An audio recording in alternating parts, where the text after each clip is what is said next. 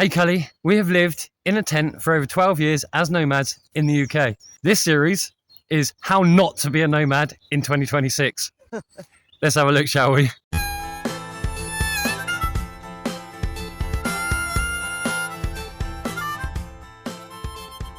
Month after month, I keep seeing these videos coming out of people breaking the law. You know, the law, man. So, you know, like chopping trees, felling trees, because they're widow makers. Staying on land thinking that you're just entitled, that you can...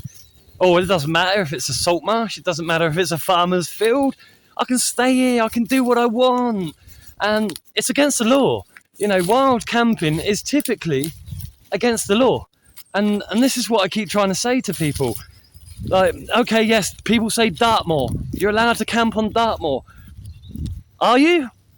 I beg to differ. Are you actually legally allowed to camp on Dartmoor? I would have a look. Yes, because we won the right. We won the right to roam on Dartmoor, didn't we?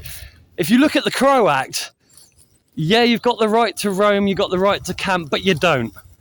You know, you don't have the right to stay on people's private property. You don't have the right to do that either. And I think that's what bugs me mainly, is seeing all these videos and these people going, it's okay, I'm not going to be here, I don't care about the law. Why? The law's there for a reason, and it's people like that that are going to get you in trouble, that are literally going to make your day the worst day possible, especially if a landowner catches you, or wants to take it from a civil matter into a criminal matter because you've refused to leave. Think about it. Brush up on your skills in law, not even talking courtroom here, just brush up on the law and what you know and what's applicable to this sort of lifestyle. If you don't know the law, honestly, brush up. It will start to help you out. Don't think you're above it, because it will get you. Wild campers have a little fire, they say. It's no problem, they say. Just make sure you put it out, they say. No, it's against the law. That's not the nomad way. As you'll know, we don't approve of ground fires at all. And if you are going to have a fire, you should at least ensure you've raised that. Ultimately, you do know that that's criminal damage, right? So even if you haven't set fire to an entire woodland, just scorching a patch of earth is considered criminal damage. Now, I'm just going to say, if I was a landowner and somebody had scorched a patch of earth on my land and they were still camped there, I'm going to have a huge problem with it. Because first of all, you felt entitled enough to make that fire in the first place without considering my woodland, right? Or my resources in that woodland, or the creatures in that woodland that you're now dispersing with all your smoke. So, yeah, if you don't want to be a nomad and you want to cause yourselves, again, more legal problems, go for it. Be entitled. Have your fire wherever you want. Or abide by the law. Do it the right way. Do it the nomad way. You don't have to have a ground fire in order for anything. We've proved that because we've been doing it for 12 years without a ground fire. It's easy enough to do. Another thing I want to touch up on is discretion. Now, if you're not discreet, even in Scotland, where you've got the right to roam, you have to be discreet. So it says stay 30 metres away from a road, or don't have a fire near there. Just have a look at these laws. And with that comes, you know, so many more things, like Tara and I have just said. You know, the law. If you do not stick to the law, you're going to start having welfare checks, especially if you're registered as homeless, especially if you're a homeless person. You're going to have those welfare checks. You're not going to like it. They're not really going to like it, because you're just being flippant with the law. So with that, you know, it's just best practices, isn't it? You know, cover your ass, because the minute someone turns up and starts bitching law at you, or a welfare checking at you, you're breaking the law because you haven't hidden away. You've basically just given yourself that self-entitlement of, I'm allowed to live free, I'm allowed to do this. Well, you know, the Vagrancy Act, everyone was like, oh, even you were saying, you know, what do you feel about that getting demolished, disbanded, whatever? It hasn't gone away. They updated it, you know, so the Vagrancy Act, homeless or not, still stands. It's still a criminal offence in the right circumstances. So yeah, just make sure you cover your behind. We look forward. We can't keep watching our back. Watch your back. Look forward. Out of sight, out of mind, as we always say. So with that out of sight, out of mind, remember, never overstay your welcome. You're going to get heat. And as simple as that, don't overstay your welcome. Move on when you think it's getting a little bit hot. Again, when you're talking about ground fires and just fires in general, I mean, Mod and I have a little stick stove, for example, that if we're in an area where we think we could get away with a little bit of smoke or it's the right kind of weather for it, we'll use sticks, which are easy enough to find. I mean, you can find sticks on the floor everywhere, right?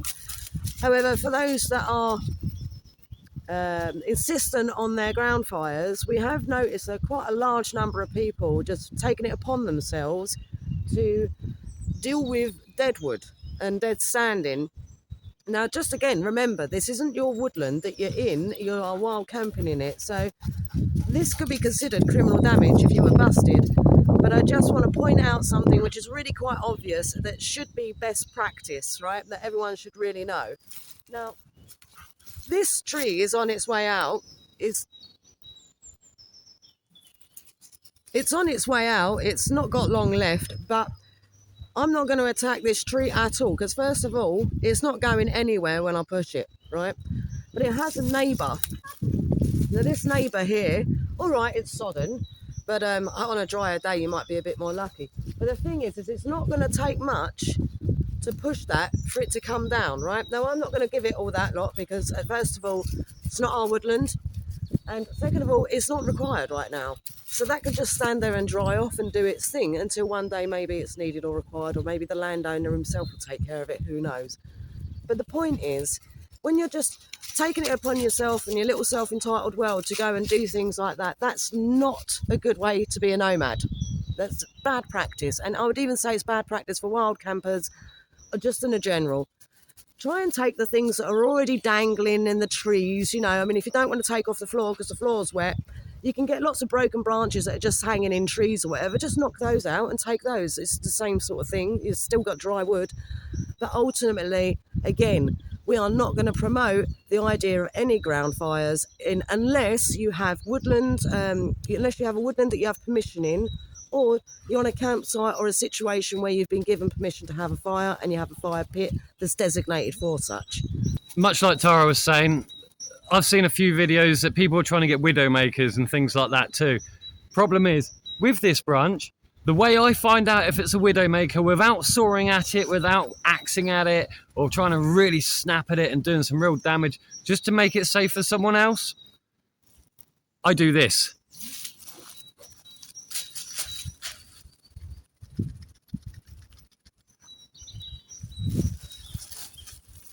It's not going to fall down, is it? So that's not, to me, that is not a widow maker. One, it's really small, but two, it's not falling on its own accord. So if that wind blows, that can be rattled around for weeks on end before it becomes too weak.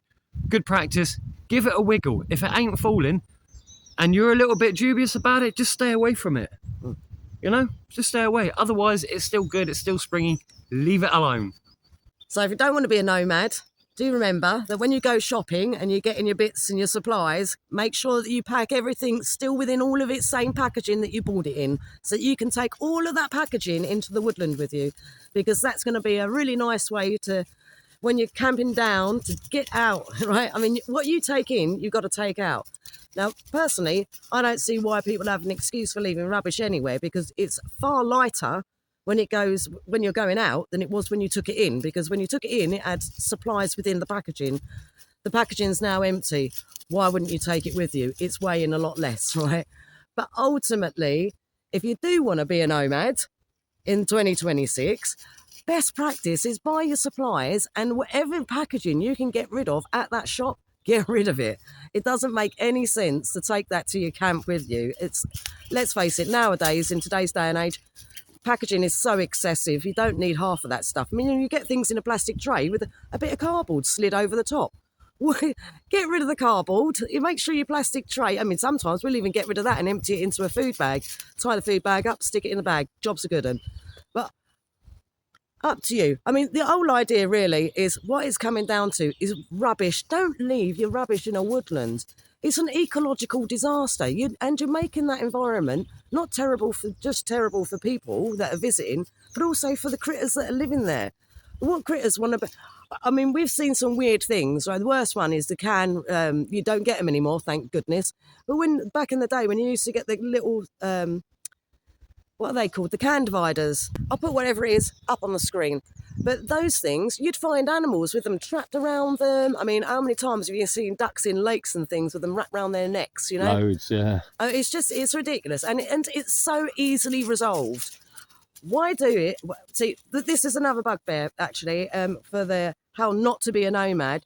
Accumulate all your rubbish for an entire week, maybe a month, depending on how long you're staying there. Then gather it all up, bag after bag after bag, and take it all out in one hit.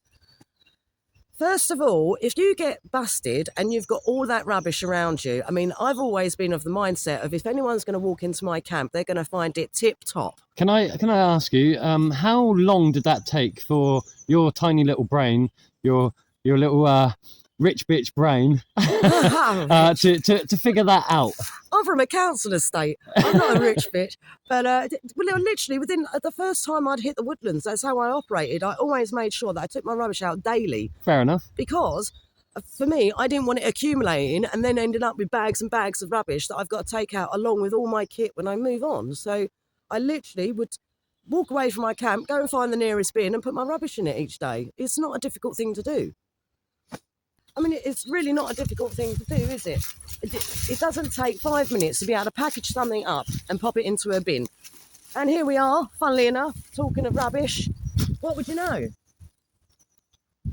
I mean, okay, it's one item, but how much more has been left here that animals have dragged around in places? I mean, clearly we're going to take this out with us because that's just disgusting.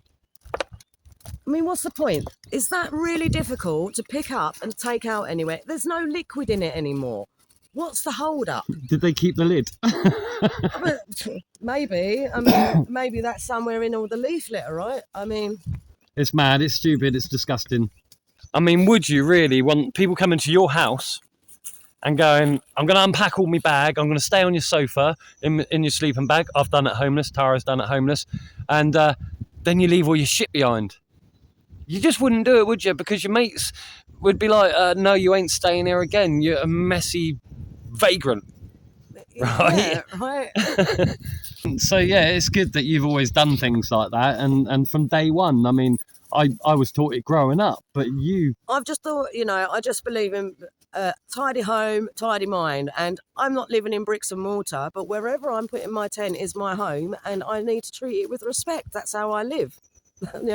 Also, I just don't like to see creature. I mean, when you're looking out across the woodland and you're watching the squirrels from your tent or whatever, I don't like seeing them jumping around all this stuff. Crack, crack, pop. Yeah, I mean, who wants to see that? Yeah. So it doesn't take a lot. Have some respect for your environment and just be proactive. Stop being lazy, because that's what it's really coming down to, laziness. It don't take 5 minutes per day. Take your rubbish. There's normally, in the UK, it's not too far to go before you find a bin. And I'm telling you, if you've walked in with all of that rubbish in the first place, or should we say consumables in the first place, then that place that you bought them can't be that far away, is all I'm going to say. And that place that you bought that stuff at is going to have a bin. Now, don't get me wrong. When we were in Wales, we were living on the mountains. We were quite far away from towns. But we're only shopping 3 or 4 days at a time, maximum. So you're only shopping for 3 or 4 days of rubbish, as it were, right? That 3 or 4 days of rubbish, because we've already done package control at the shops with a food bag, and it's the same food bags we use for dog shit, when he goes for a dump. All that rubbish fits in one of those food bags. And if it's cans or we've had a nice bias of coffee, we can fit it into another little food bag as well. And you go into the shop anyway, bung it in the bin, empty it out. Those are your new rubbish bags. Squirrel them up, put them in a pocket, job done. Your new lot of food, put that in. New food bags, take them with you. Take it in, take it out, shake it all about. Job done, right?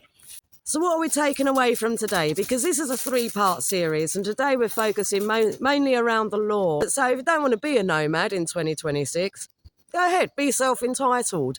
Break the law. I mean, It doesn't make any sense, does it? Because if you want to live this way, it's best that you work out at the very beginning how to operate within the law. That way, you don't upset anyone. You keep the respect that you need from people, right? Because it's very hard to live this way, especially for as long as we have, and still maintain a level of respect for not just other people in the environment, but to be able to get that back, right? And by doing this practice and making sure you operate within the law, I have just seen a little vole running across a trunk. So cute. It jumped off. That was so cute. Sorry, I'm easily distracted. Where was I at? Yeah, so if you want to operate within the law and actually be a successful nomad in 2026, then the sort of laws that you want to be looking into are things like the Vagrancy Act, look into criminal damage. I mean, even, do you know, the fire on the ground? You could, at worst, be done for arson, right? So at best, it's criminal damage. It doesn't matter which way you look at it. You're breaking a law if you haven't been given permission to do so. So I would say, look up the acts. If you want to do a good job and you want to stay respectful and have the respect come back to you, stay within the law. Don't get busted. Don't invite the police to your doorstep. Don't invite these welfare checks from people because you spent too long in an area. Don't invite other people. Other people will destroy your camp. They will get you busted. We have had it before. Tara. People have tried to come looking for us. Friends that haven't learnt to respect the way that we live, or hadn't back then, long time ago. So yeah, it's just one of those things.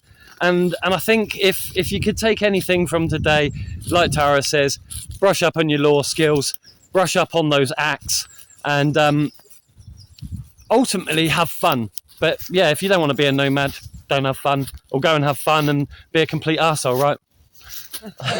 What do you call it? The self-entitled. The self-entitled, yes. Yeah. Well, Cully, we shall leave this one here, and look forward to the next one. Yep. And happy hopping.